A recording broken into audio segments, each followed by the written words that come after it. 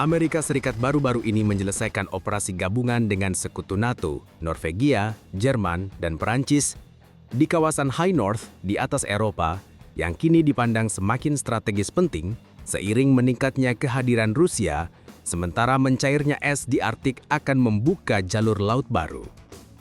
Kremlin dalam beberapa tahun terakhir telah memperjelas niatnya dengan memperluas jejak militernya.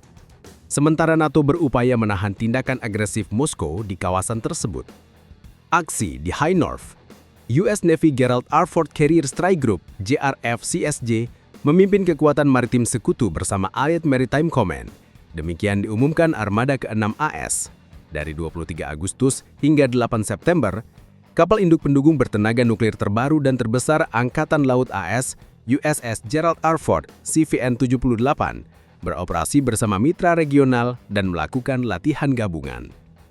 Apa yang kami lakukan adalah kelanjutan dari 3 tahun kerja Carrier Strike Group AS di lepas pantai Norwegia dan Laut High North bersama Angkatan Laut Kerajaan Norwegia. Kerjasama yang konsisten ini telah memupuk hubungan yang kuat dan langgang antara kedua Angkatan Laut kami. Jelas Laksamana Muda Paul Lanzilota, Komandan Carrier Strike Group 12.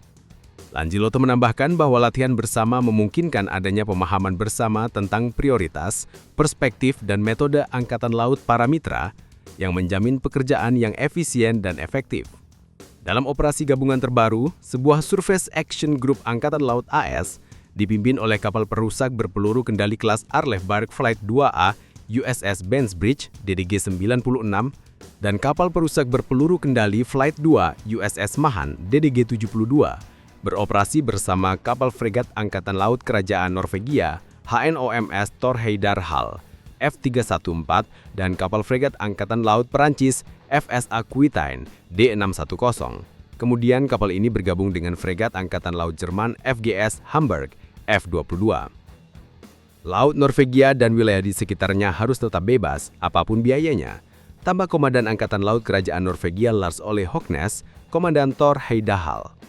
Perubahan rencana untuk USS Gerald R. Ford. Penempatan mendadak USS Gerald R. Ford ke High North hampir pasti tidak terduga bagi awaknya. Ketika kapal perang ini berangkat dari pelabuhan asalnya di Norfolk pada 24 Juni, diperkirakan ia akan menjadi kapal induk AS terbaru yang digilir ke Timur Tengah untuk mendukung Israel dalam perang regional yang sedang berlangsung serta menghadapi militer Houthi di Yaman. Sebelumnya, Ford adalah kapal induk AS pertama yang dikirim ke kawasan itu setelah serangan teroris Hamas di 7 Oktober di Israel Selatan hampir 2 tahun yang lalu dan penugasannya sempat diperpanjang 2 kali sebelum akhirnya kembali ke Amerika Serikat. Sejak itu, Washington mempertahankan kehadiran hampir konstan kapal induk di Laut Mediterania Timur, Laut Merah atau Teluk Aden untuk mencegah eskalasi di kawasan. Angkatan Laut AS juga berkali-kali berhadapan dengan militan Houthi di Yaman yang seperti Hamas mendapat dukungan dari Iran. Pada Mei lalu, Washington mencapai gencatan sementara dengan Houthi. Sementara itu, kapal induk tertua bertenaga nuklir Angkatan Laut AS USS Nimitz CVN-68 kini beroperasi di kawasan itu setelah tiba pada Juni.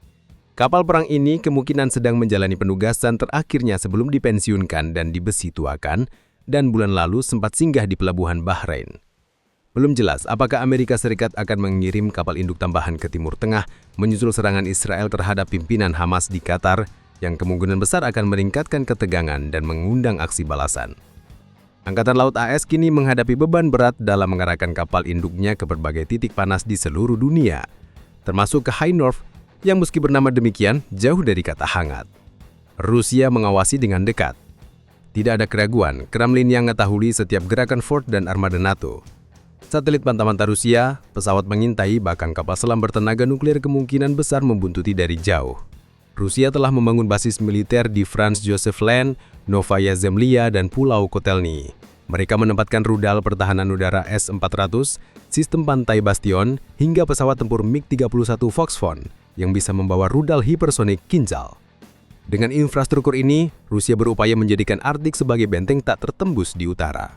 Namun kedatangan Gerald R. Ford adalah pesan jelas, benteng itu bisa diuji dan NATO siap mengetuk pintunya.